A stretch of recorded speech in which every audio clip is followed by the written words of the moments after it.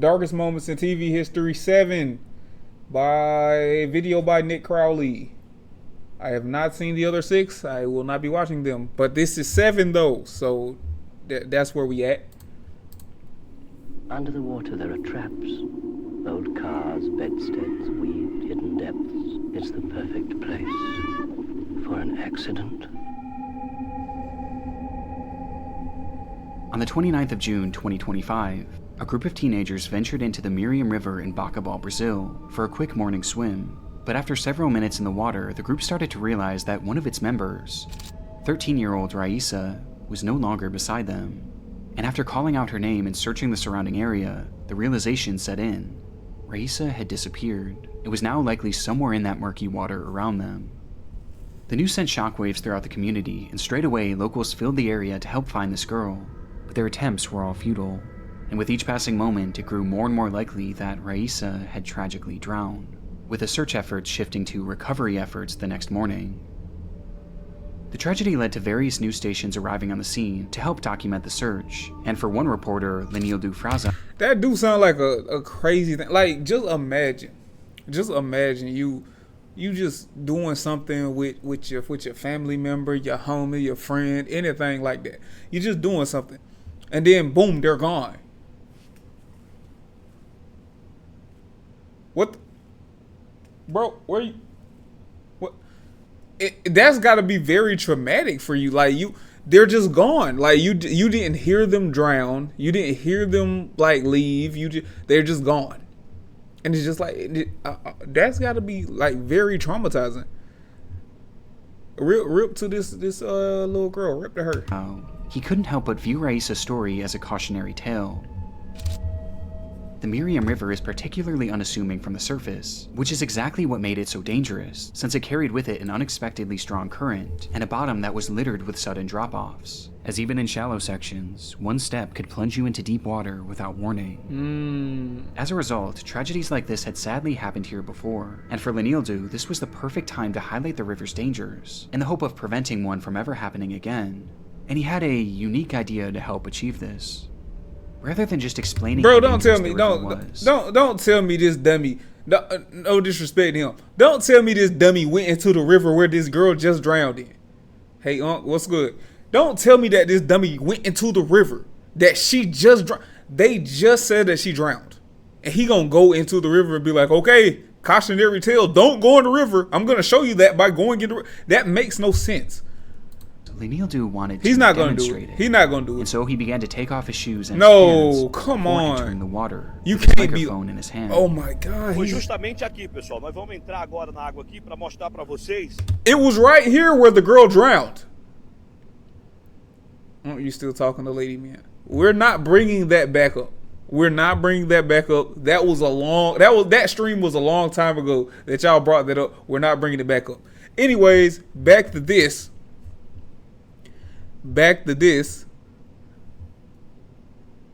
Why he's saying this is where the girl drowned. I'm going to show you by stepping in the water where the girl drowned.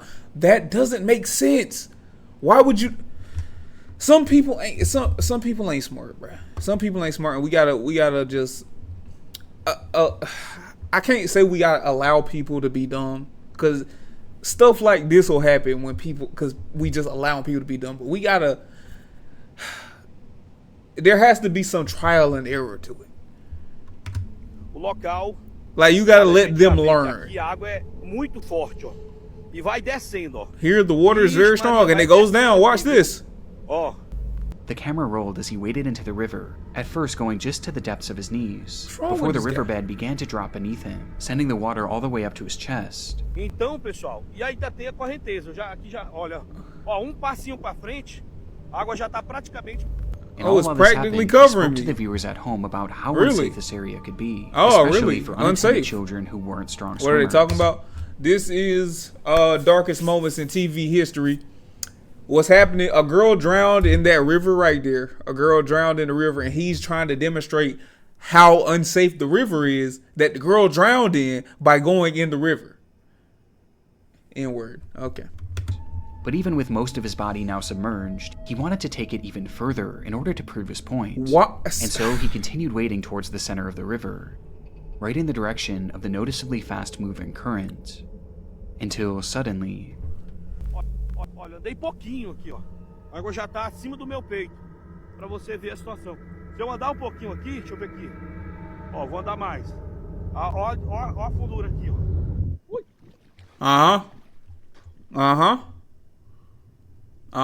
Appreciate the follow. I told y'all we gotta let dumb people learn. That current almost got his ass. Lenildo physically recoiled and let out a loud yell. He stood there for a moment, anxiously glaring into the water. No, wait, something might be in the water. I think there's something down here. Yeah, something might be in the water. Whatever he had touched in those murky depths didn't seem natural, with Lenildo describing it as being soft. And quickly, he made his way back to the shore, where he further explained why he was so shaken by the ordeal, admitting that what he stepped on felt like an arm. Oh, bro! This is the exact... He might have... he stepped on the girl. He stepped on the girl. That's... he stepped on the dead girl, bro. Moment that many believe Raisa was found. As just moments later, several locals would retrace Lenildo's steps and discover the 13-year-old's body in the same exact location. Raisa had died from an accidental drowning, as she wasn't a strong swimmer, and had likely fallen into the deep water where she was held down by the current. The exact conditions that Lenildo had been warning the viewers about when he unknowingly stepped on her corpse. With the entire ordeal culminating into what can only be described as one of the darkest moments in television history. Oh my God. What lengths have you gone to find these flowers?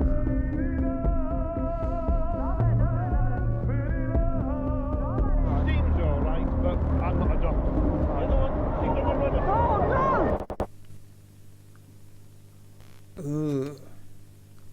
Individually, they're just like you and me, but together they are a source of endless fascination. And we'll conduct a rigorous scientific experiment into twin telepathy. Appreciate the follow.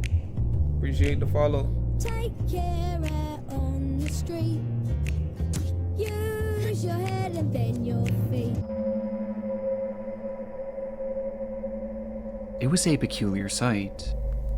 As traffic flowed through one of the UK's busiest roadways, the M6, CCTV cameras captured two women walking down the narrow median, with a vehicle speeding past them on either side.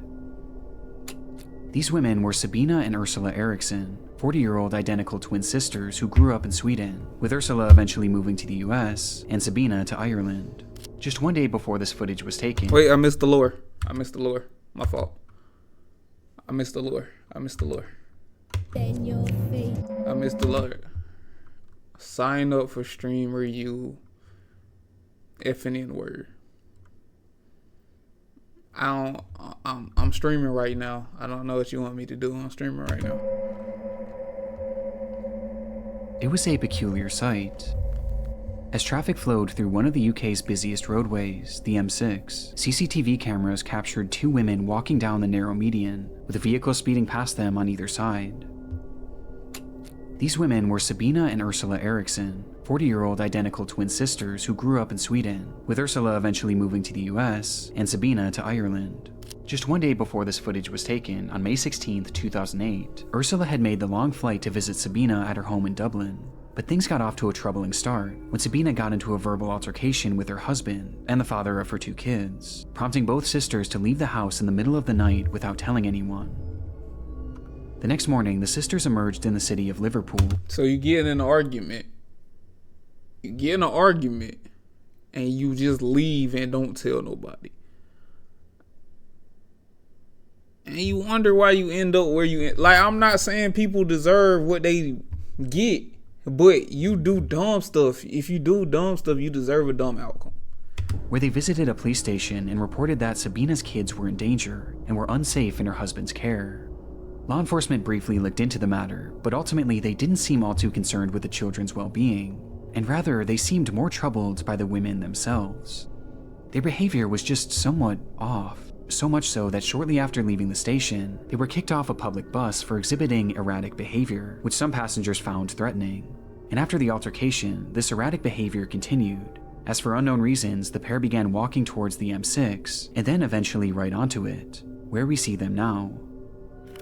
It defied any sort of logic and put them in an extremely dangerous position, a position where one wrong move could lead to a horrific accident. And sure enough, that's exactly what would happen, though it was anything but accidental. Without warning, both women turned and then ran directly into the road, and for Sabina, directly into a car traveling in the fast lane. Immediately, local police were inundated with urgent calls about the ordeal, leading to a group of officers. Bro, you just driving. Leisurely day, just driving. Chilling. This crazy ass woman run in the fast lane. She run in front of your car in the fast lane.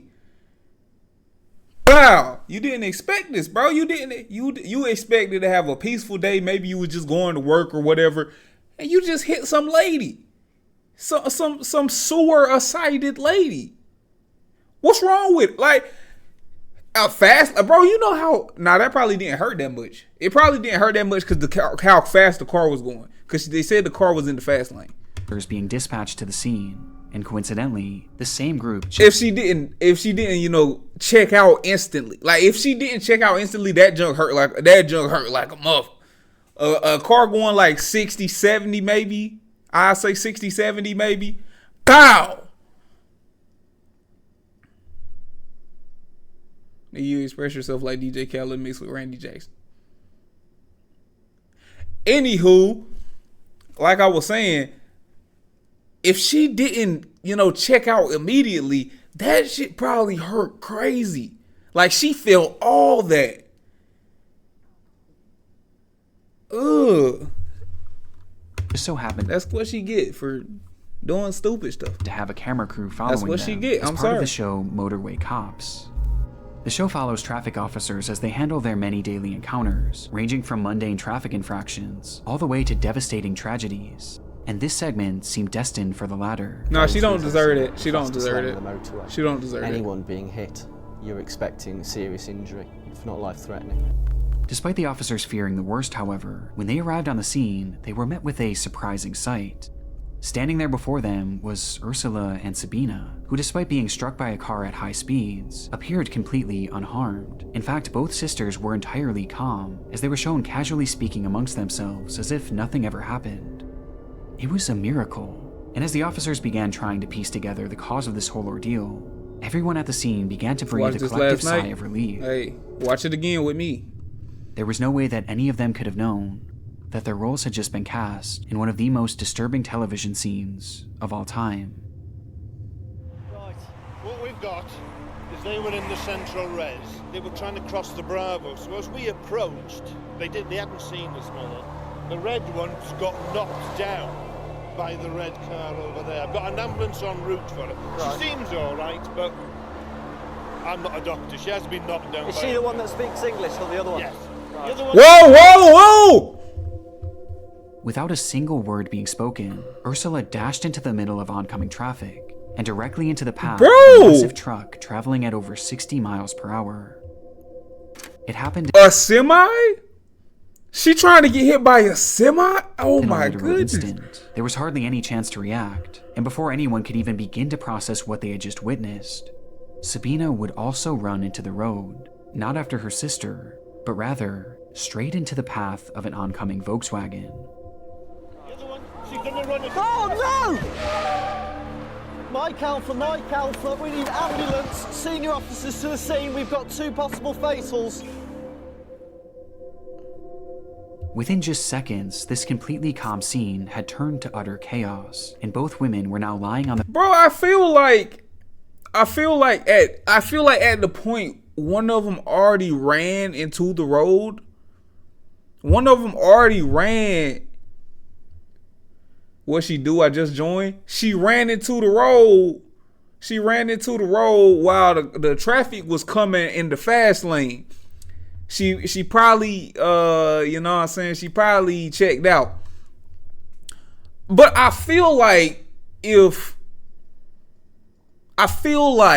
personally, if one of them had already tried to get herself out of here by running into oncoming traffic, you would have had a stronger grasp on why she do it. That we don't know.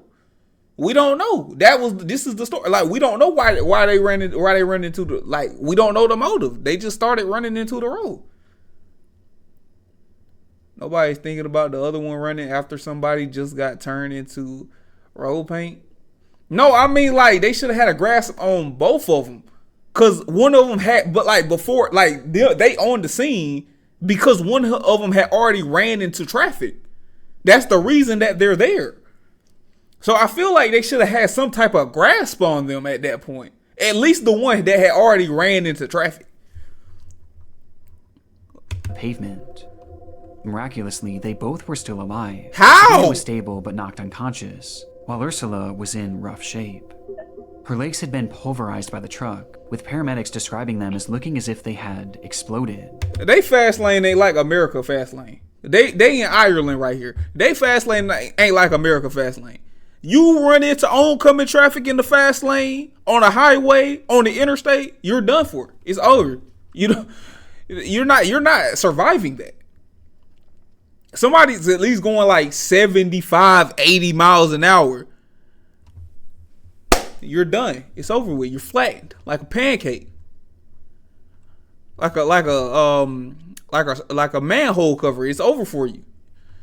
But this is in Ireland. They probably going like 55, 60 maybe. Still, if you get hit by a truck or Volkswagen, you should still be like done for. Trump just removed the 60 miles per hour on the semis too. That's dangerous. That's very dangerous, actually. And while she lay there on the pavement, she was wide awake. That's concerning. Experiencing everything. Within seconds of receiving medical attention, Ursula began to cry out. But strangely, it wasn't in pain. Rather, she was yelling at the paramedics, cursing, and even attacking them for trying to help her. Calm down. Calm down. Mine's very aggressive, spitting at me.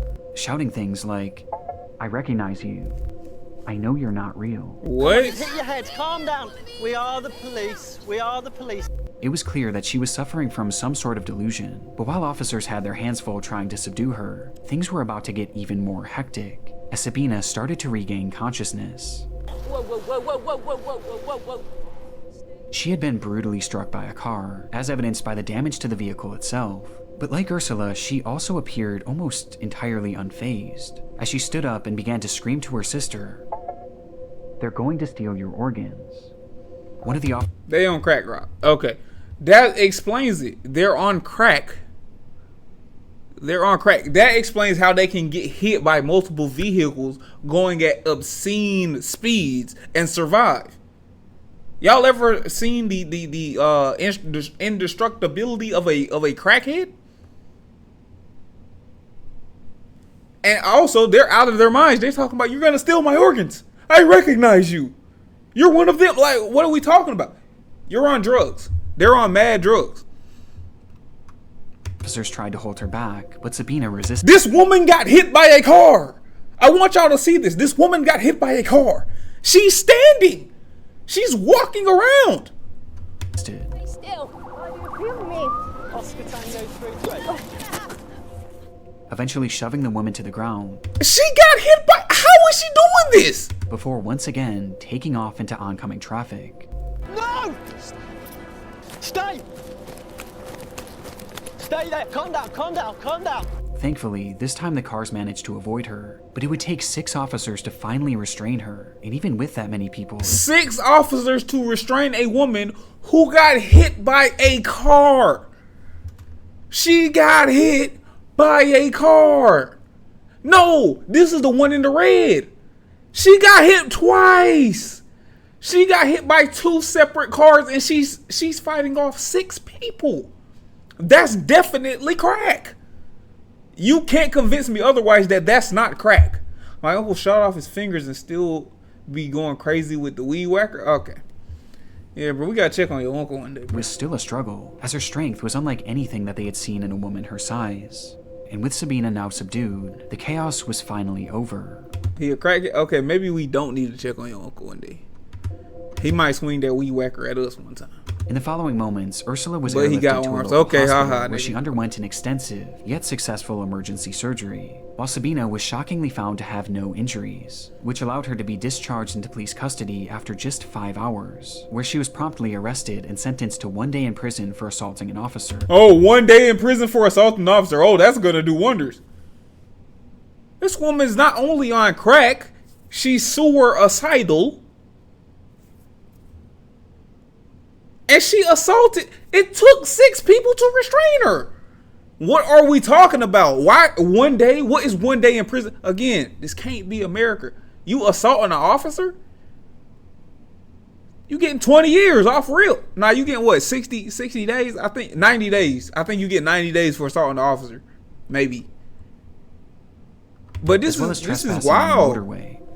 And with both women now safe, one question burned at the forefront of everyone's minds. Why had the Erickson twins done this? Well, the immediate theory was that this was all the result of drug use. But surprisingly, when given toxicology tests, no drugs or alcohol would be found in either of their systems. They were entirely sober. I'm calling cap. That's not true. You're lying. Them officers beat your ass in America. They are. You're not just going to be doing all this run. They going to just fight you. During this ordeal. Which left only one plausible theory. Also, I don't believe this was it. all the result of some sort of mental breakdown, with both women somehow experiencing its effects at the same time. Today, this case is used as one of the most glaring examples of a psychological disorder known as folie à deux, in which one person suffering from delusions transmits said delusions onto a different person, leading to both people experiencing the same misconstrued version of reality. And while this is only a theory, it's clear that regardless of the how or why, these women were extremely mentally unwell during this event. In fact, during the TV program, an officer even mentioned that this could be a 136. Yeah. Is she under arrest, baby? Well, 136 if she is. Which is a code that allows law enforcement to hold people on account of their mental health, to assure that they're safe to return to the public. But shockingly, not only did this never happen, but Sabina was released without ever being given a mental health assessment. In fact, she was never so much as looked over by a mental health professional, and was instead released the very next day after the incident. They don't care about this woman. They don't care about her. This woman ran into oncoming traffic multiple times. She beat off 6 officers. Whoa, pause. She fought back against 6 officers after being struck by 2 separate cars. And y'all just like, oh, her mental health is fine. Let's send her back in the street. That doesn't make sense. They don't care about this woman. They never did. Let's skate past that, bro. On top of this, when she was released, she was given no information about Ursula's whereabouts or her condition, or even resources to help find her way home, leaving Sabina still mentally unwell and now stranded in an unfamiliar city. And they just let her out in the street. Like, they didn't even try. They didn't even try. They just let her out in the street. She does not. I don't even think she's the one who lives in Ireland. She lives in America. She's visiting her sister.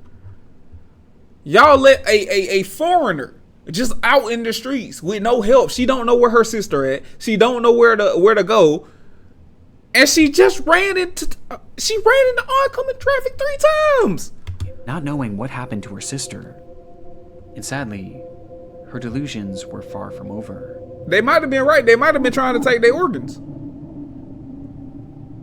As she left the police station on the 19th of May, Sabina had nowhere to go, and so she began to wander, carrying her belongings in the same evidence bag that the police had given her earlier that day. Eventually, she would happen across 2 men walking their dogs, and as she stopped to pet them, Sabina asked the owners where the nearest hotel was. But seemingly recognizing that the woman wasn't well, one of the men, Glenn Hollinshed, offered to have her stay at his place. To which Sabina happily obliged. What? But once inside, but seemingly recognizing that the woman wasn't well, one of the men, Glenn Hollinshed, one of the men from what? This random man. What are we doing? Offered to have her stay at his place. To which Sabina happily obliged. Why? But once inside Hollinshed's home, Sabina began acting extremely paranoid, checking the windows constantly and believing that her cigarettes had been poisoned. Despite this though, Hollinshed was patient, and he helped her make calls around the area to track down Ursula, while making sure that Sabina was eating and drinking. The following day, Hollinshed was preparing dinner for Sabina when he stepped out of the house to ask his neighbor for tea, but just minutes after returning home with the bags, he would once again step out of the house, only this time, he was completely covered in blood as he stumbled and screamed, "She stabbed me." as he collapsed to the ground. Oh, you let a crazy woman stay with you when she stabbed you? Oh my God. How could I ever have guessed this? What did you think was going to happen? This random woman. This is a random woman. You don't know this woman. You're just like, oh, you can stay with me. You can come on back to my house. We can have a good old time. We can play Parcheesi. Are people in Europe dumb? Is that what this is? Is that what this is? No disrespect to the people in Europe. Are people in Europe dumb? Y'all know the whole they getting upset that people in the US are fighting the pickpocketers, right? Why would I not fight a pickpocket? They're trying to steal my possessions. This is my stuff. I worked for it. And they're pickpocketing me. I'm gonna beat your ass. I'm gonna beat your ass something serious too. I'm just supposed to let a pickpocket go like, oh yeah, well, it's fine. It's fine. You just steal my stuff. Hey, have a good day, guy. You just stole my stuff. You know, nothing wrong with that. I can just get some more. No, these are my possessions. I'm gonna beat you like a disobedient child in the 80s. Straight belt to ass. You gonna think your name is Toby when I'm done with you. Cause I'm gonna put a whooping on you. You're not gonna pickpocket me and think shit sweet. Oh, I'm cussing too much with TikTok. Let me stop. The neighbor rushed over to try and help, but the damage was already done. Holinshed would let out one final soft whisper, saying, "Look after my dog for me." Look after my before dog for breathing me. his final breath. She killed somebody. For unknown reasons, in that house, Sabina had stabbed Glenn Holinshed, and by the time law enforcement arrived, she was long gone, having fled the house with a hammer in her hand, which she used to strike her head repeatedly as she mumbled incoherently and walked down the sidewalk. Eventually, a man passing by tried to intervene, but Sabina immediately attacked, brandishing a roof tile that she had hidden in her pocket and using it to strike him on the head. A roof tile? A roof tile? A roof tile? She pulled a roof tile out of her inventory and hit somebody in the head with it. What do you mean you hope I get banned? Hey, Callie, time him out. Time him out. Go sit in the corner, Trent. Time him out. I'm so serious. I'm not even joking. Time him out. Time him out. I'm serious. I'm not joking. Time him out. Nearly knocking him unconscious.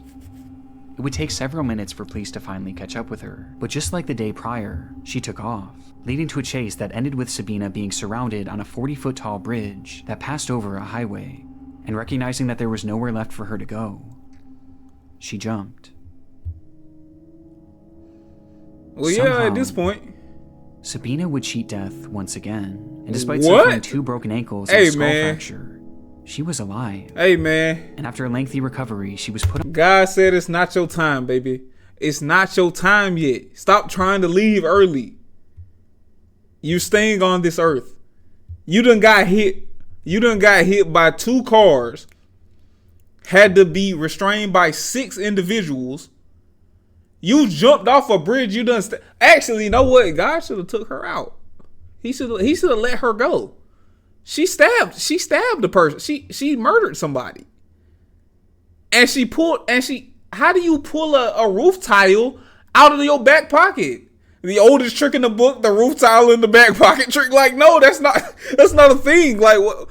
On trial for the murder of Glenn Holinshed, where she would never give a single comment as to why she did what she did, leaving her motive a total mystery to this day. Though it seems clear that it was at least partially a result of her delusions, with the defense pointing to Folie à Deux as a potential explanation. And in the end, it was deemed that Sabina was not mentally fit to make decisions at the time of the slaying. And ultimately, she was given a prison sentence of just 5 years. She only got 5 years. She only got 5 years. She assaulted a police officer. She took somebody out. She assaulted somebody with a roof tile that was in her back pocket. She only got 5 years. 5 years for that? All that. You get 5 years. See, they too lenient overseas. She need to come try that in America. She gonna at least get 20. And that might just be for assaulting the police officer. She assaulted like 5 police officers. She gonna at least get 20. This is truly one of the most disturbing TV cases of all time. And for as shocking as it is on its own, what I find most chilling is the fact that these officers mentioned holding her for a psychiatric evaluation which ultimately never happened. She under arrest, baby? Well, 136 if she is. It was a massive oversight. In fact, it was so glaring that the police department allegedly contacted the show and asked them to remove this entire section. As if they had just followed through with that code 136, Sabina would have been held for longer than just one night, which meant that she not only may have been given the help she needed, but she also never would have had the chance to meet Glenn Hollinshead. TikTok, what's up? I appreciate you coming to Twitch, bro. Since her release from prison, everybody need to join the bro and come to Twitch. Come follow on Twitch. I need more Twitch followers. Just putting it out there. Shameless plug in the middle of the video. In 2011. Lewis is back. Appreciate the follow. Sabina promptly disappeared from the public eye, and neither she nor Ursula has ever been heard from again. Meaning we have no idea whatever happened to the Erickson twins. They just simply tend to be making the same decisions at the same times. They're thinking in the same way.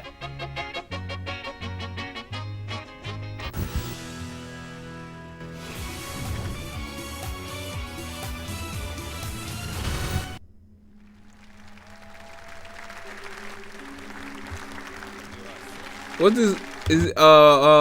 What's this? America's Got Talent? Is this what this is? I think so. It's December 2021. A couple receives a warm welcome as they walk onto the stage, ready to compete in the Oh no, this is Super Talent, the widely known game show Super Talent. My fault. Croatian television show Super Talent, the country's version of America's Got Talent. But it's clear this excitement from the crowd wasn't shared by the show's host. Yep, she got a lot of talent right there. Let's go ahead and book her. Let's go ahead and book her. She got a lot of talent right all up in there. Let's go ahead and book her. We good. We don't need to see no more. I need to see. I need to Who stop. turned to someone standing behind the camera and flashed the unmistakable look of concern. What was you concerned about, though? In the minutes prior, the audience at home was introduced to the pair, 34-year-old singer Roman Bernata and his wife, 44-year-old violinist Bianca Kolumpar, along with their child, who would be watching on as the two shared their musical talents with the world. Right. In their day-to-day lives, Roman was a professional goalkeeper for a local soccer team, while Bianca was a professional violinist with a doctorate in music. Dude, Dennis, you don't give a F about TOS. I don't know the terms and services of TikTok. I never read them.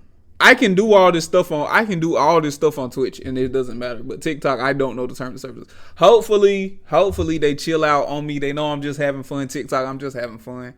It ain't no big a deal. Let's just leave. Please stop putting Dude Dennis in my chat. Please stop doing that. Please. And while on paper this all seems fairly normal, it was immediately clear to those watching that this couple was anything but. The two frequently went on long-winded and bizarre rants, with Bianca opening up about her breast enlargement surgery. You're chopped, brother. And the two discussing at length. Pause. I know somebody who hairline receding ain't talking to me about being chopped. I know that's not the case. I know somebody who want to go get elective surgery as a man to help his hairline ain't talking to me about being chopped. I know that's not the case. I know that's not what's happening right now. Never mind, I was gonna sub. Don't sub then. Catch these ads. You gonna get them anyway. It don't make no difference to me. You gonna get these ads then. You don't want to sub? Catch them ads. Their belief in a living God who walked the earth. If I could, I would just give ads to you. I would just spam them so you couldn't watch nothing. You would just get 7 minutes of ads.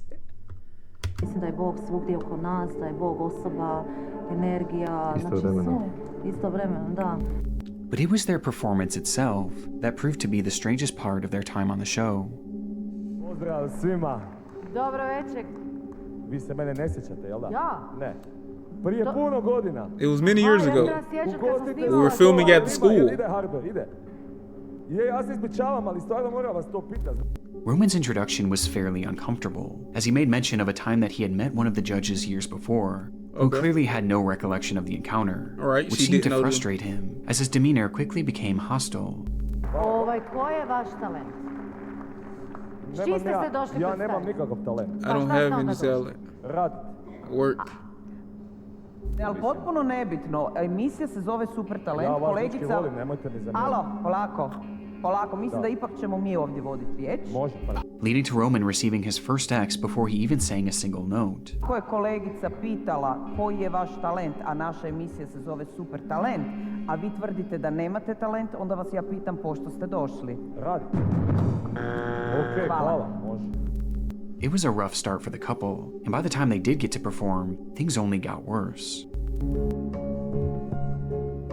And now, the end is near. Why is he two-handed the mic? Why is he two-handed the mic? You gotta read the captions for us? Am I blocking the captions? I am blocking the captions on Twitch. I am. My fault. My fault. And so I face the final curtain.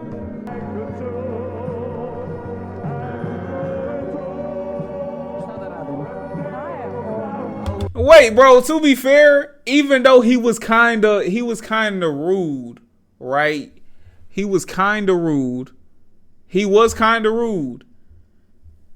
It won't too bad. Like, he not singing too bad. Like he like got the opera voice thing going on. He's not singing too bad. Admittedly, the couple didn't sound awful, but it was clear the judges were frustrated by Roman's demeanor, prompting all four of them to hit their X, signaling the end of the couple's performance. Or at least they thought.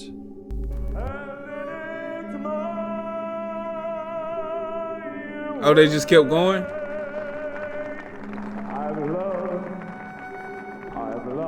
Yeah, they're trying to get y'all up out of here. As the two just kept on performing, playing over the sounds of the judges shouting their name and the deafening silence from the crowd. With the two going until a producer finally had to step in from behind the camera and officially cut them off. But even then, the couple continued their antics, this time by protesting the judge's decision, with Bianca even threatening to go to the newspaper and expose their behavior to the press, all while Roman stood angrily to the side, glaring at the panel before him. And with that, Roman and Bianca's time on Super Talent was over, and they not only walked away without receiving the grand prize, but they also left with shattered reputations, as this segment became notorious among fans of Super Talent, with the couple being considered one of the most unusual acts to ever feature on the show. This is where you need people to boo them off stage. This is why we like things like the Apollo. You're supposed to have them with that big hook, pull them off the stage. Have them booed off. They would have left if they got booed off. Embarrass them. Y'all don't know how to embarrass people. That's the problem. But despite its virality, this performance isn't what Roman is most widely remembered for today. Okay. What the fuck? Ah, dang. Why is he naked? Why is he naked? Why?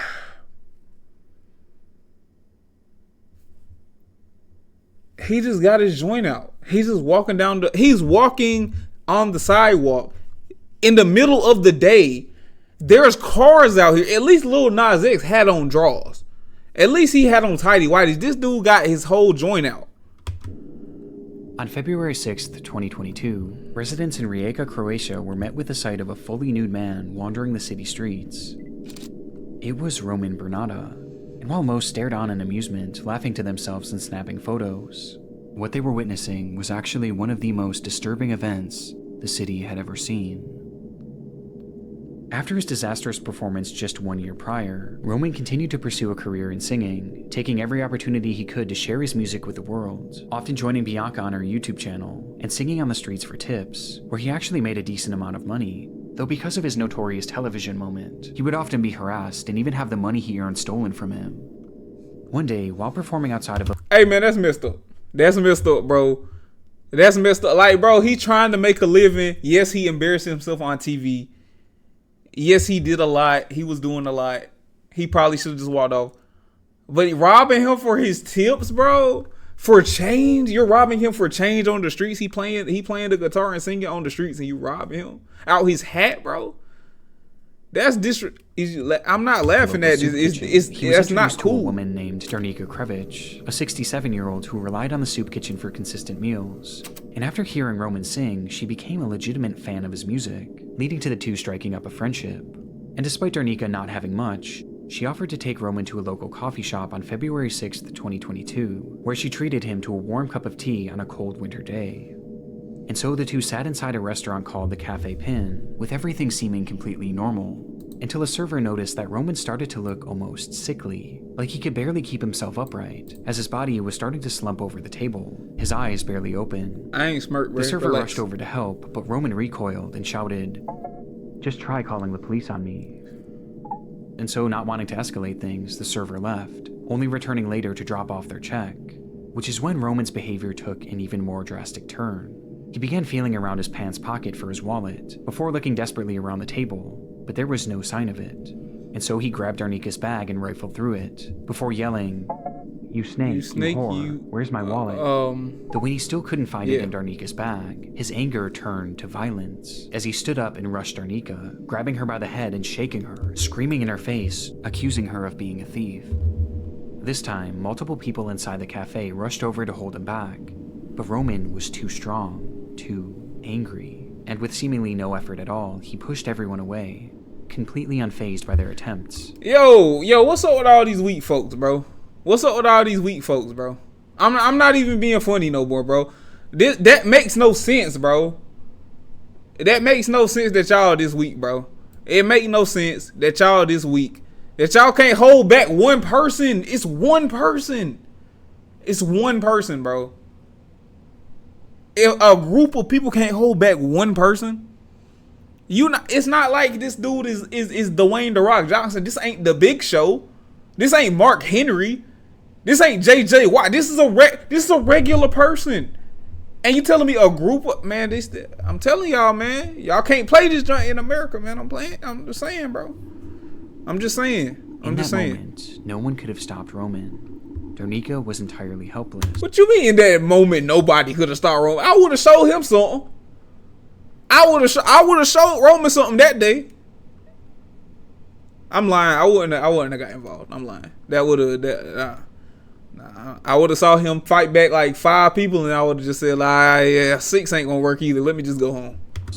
And so the crowd inside the cafe watched as Roman grabbed her by the neck and dragged her behind the bar, and then proceeded to kick, then stomp, and then jump. They just watched over and over again, each time landing on her head. They just watched. It was a rage so demented that he actually began to smile, a wide manic grin. What? As he jumped and chanted, "Whore, witch, die."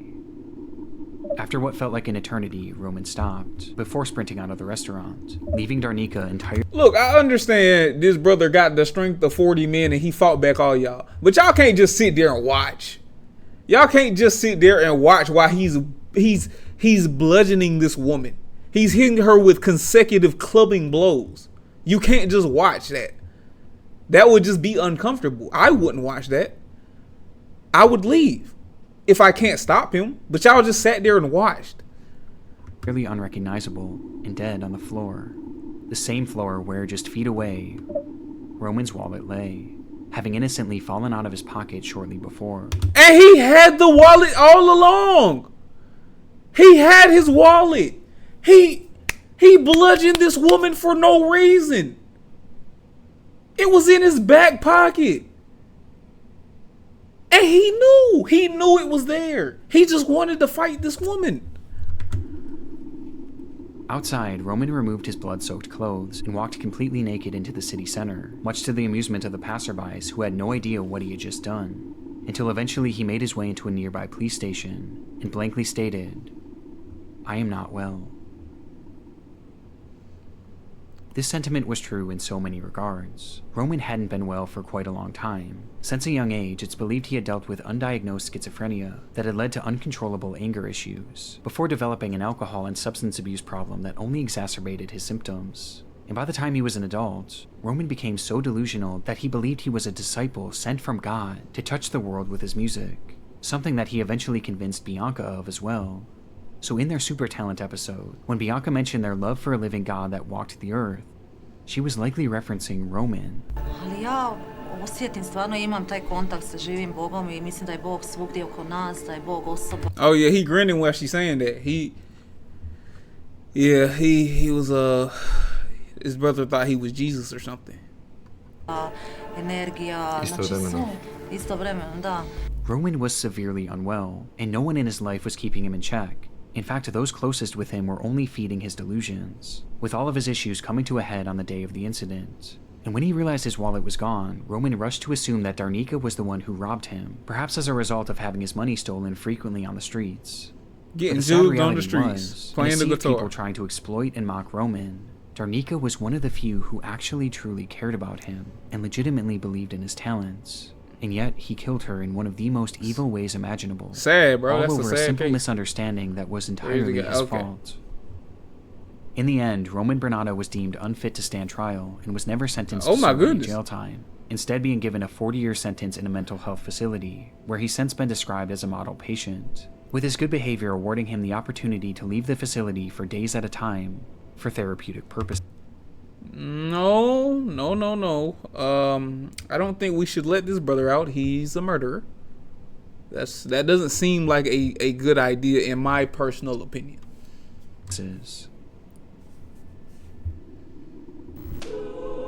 Nature is king here. Man can only watch and be humble. There's nothing out there. It's your imagination. Appreciate all the follows on TikTok. Appreciate y'all.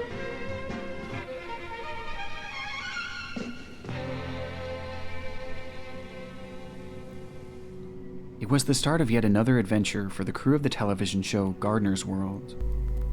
This British program has been on the air since the 1960s and provides viewers with tips on how to maintain their garden while showing off a variety of unique plant life, which often brought them to remote areas of the globe. This is something like a This grandparent particular will episode watch. was filmed on February 5th, 2020 in the Drakensberg mountain range of Lesotho, Africa, I like with your the new host, apartment, Nick broski. Bailey, Appreciate you, bro. making the long journey to track down one specific flower. One species which grows wild all over the country and has been a real favourite with British gardeners Paying $1,200 a month for this thing, bro. Better be nice.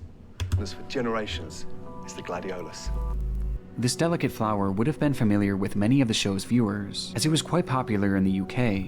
But in this region, there existed a unique species that had only been seen a handful of times in the last century, since it only grew in one particular valley in this one particular mountain range. Its scientific name is the Gladiolus microcarpus, and there were two people who knew it better than anyone else. Rod and Rachel Saunders were well-renowned botanists who studied the world of South African flowers in depth. With I don't like this already. These are two older people going to exploring mountains and stuff. I don't like it. Their favorite being the gladioli, as they would spend days and even months on end roaming areas just like this to learn everything they could about them, making them the perfect duo to help with the show. Why gladioli? There's so many different plant species in South Africa you could have picked. I think their beauty. Some of them are so exquisitely beautiful, you actually just want to sit down and cry when you see them. But even with their vast knowledge of this region, there was always an element of danger when traversing it. Its climate is often volatile, and conditions are known to turn on a dime, making safely navigating this area extremely difficult to downright impossible. This was apparent even on the day of filming as a dense fog had rolled in, and given the steep and rocky landscape, one wrong step could spell disaster. This didn't stop the crew from carrying onward though, as Rod and Rachel were relentless in their pursuit. They would do anything to find these flowers, and sure enough, the segment ended as they did exactly that. We've come about 4 times looking for this plant, and this is the best I've ever seen it. It is looking absolutely gorgeous. With that, Rod and Rachel's time on Gardener's World was over, but their journey through this area certainly wasn't. As the cameras cut, the crew made their way back to their makeshift base camp miles away, where they said their goodbyes, with Nick Bailey capturing a photo with a beloved couple and sharing it onto Twitter before parting ways, leaving the couple behind. As rather than returning to their home in Cape Town, this was actually just the start of what would be a multi-month expedition into this region, with a They stayed out here for months? Months? Like, why? For what? I don't see. I rolled up that flower. It's some meat. Okay. Goy Forest Reserve being their final destination. Along with being botanists, the couple were also avid seed collectors, and had started a business which shipped the seeds they had found to other plant lovers around the world. And while here, they made it their mission to find some of these ultra-rare gladioli seeds. And sure enough, on February 8th, 2020, Rod and Rachel sent a text to one of their employees at the seed mailing business, which contained a photo of the exact flower they were looking for. But despite this text seeming like a sign of more good things to come, the reality was far more bleak, as this text would ultimately be the last the couple would ever send. Oh. Out of nowhere, communication with Rod and Rachel had stopped entirely, and for days no one heard anything from the duo, prompting that same employee they had sent the image to report them as missing on the 10th of February. It was a devastating turn of events, but one that was always a possibility. Poor weather, a wrong turn, an injury, anything could have derailed their expedition, as again, this area was notoriously dangerous, with it seeming all but certain that they had fallen victim to the unpredictable fury of Mother Nature, though this belief would quickly shift, thanks to the discovery of the couple's car. It was found by authorities abandoned by the edge of the Tugela River, and had been emptied of virtually everything inside. However, there was something left behind.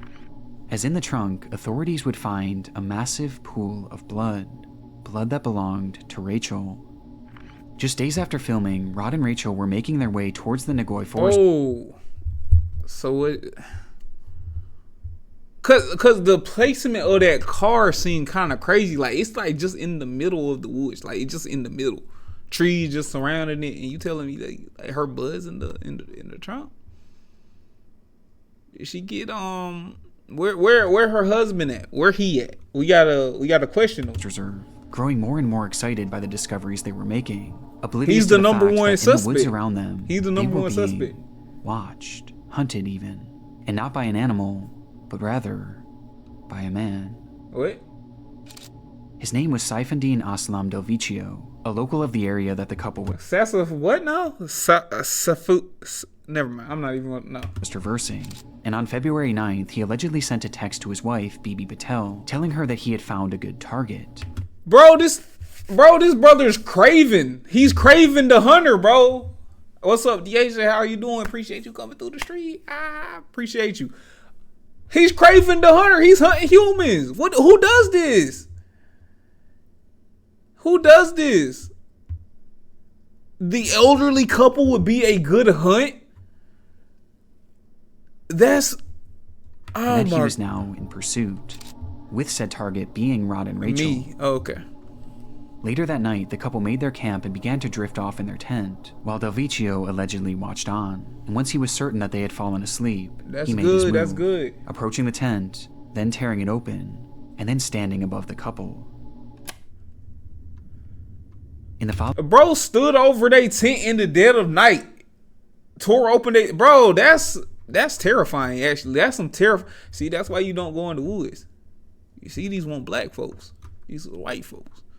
I'm not saying black folks don't do this stuff, but you know, being black is dangerous enough. We don't need all the extracurriculars. Following moments, Rod and Rachel would be brutally bludgeoned to death before they could even react, as they lay helplessly, still inside their sleeping bags.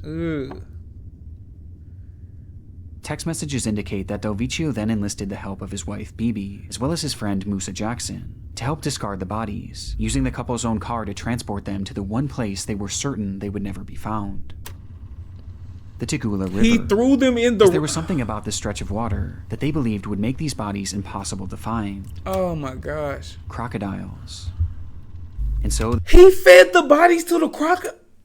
Bro, this is... Bro, he's an Bro, come on now. This is too precise. This is too precise. This is crazy. They pulled up to the banks of the river as the crocodiles quietly watched on from a distance and dumped the bodies of Rod and Rachel into the water, where they were immediately devoured. They thought it was the perfect plan. However, it thankfully failed to work as well as they had hoped, as in the following weeks, fishermen would happen upon both of the corpses, or at least what remained of them, as they were in such bad shape that it would take nearly 2 full months for them to be identified. Am I going to the tailgate? I don't know. I haven't decided. If I'm down there, I might go, but it depends. You know, I ain't had no car in a couple months. And when I say a couple months, I mean all 2025. I ain't had no car. I've been stuck at the crib. And the new apartment got the new apartment, but I've been stuck. So I don't know. I might though. I'm thinking about it. As for why this attack happened, we still don't fully know, as the trial is still ongoing, with Del Vecchio proclaiming his innocence, which is why everything is alleged at the moment. But the evidence is damning. Messages on Del Vecchio's phone paint a clear picture that he was responsible. Yeah, I was about to say, like, it's kind of, we kind of got the evidence. He was texting his wife the plan the whole time. He's like, we're gonna hunt these elderly folks, and then we're gonna dump their bodies. We can't let them find their body. I mean, it's kind of an open and shut case at that point. For this, with his motive appearing to be religious differences between him and the Saunders, as well as money. After the slayings, large sums of money were withdrawn from the couple's bank accounts, along with lavish purchases being made on their credit cards, with one of the receipts from the shopping spree being found inside of Bibi's purse. The evidence is almost impossible to deny, but while we wait for justice to be served, it's important to refocus on those who won't be here to see it happen. Rest in peace to the Saunders. Rod and Rachel truly did nothing wrong. They were two incredibly wholesome people who were just trying to find and connect with the flower that they were just loving nature and whatnot. They ain't deserve to get bludgeoned. They didn't deserve to get bludgeoned and fed to crocodiles so dearly. And while their interview days before their death is an undeniably dark television moment, it also serves as an incredible tribute, as one of the last things they ever did in their lives was share their love and passion for gladioli with the world, the flower that they ultimately gave their lives to find. Give me a shout out. Shout out to you, Emma. Shout out. There you go. Such a special plant in such a niche environment. Thank you. Pleasure. It's a pleasure. Oh man, that's that's crazy. Oh my goodness. Well, that was Nick Crowley in his darkest moments in TV history. You know, like, comment, subscribe, all that good jazz and whatnot.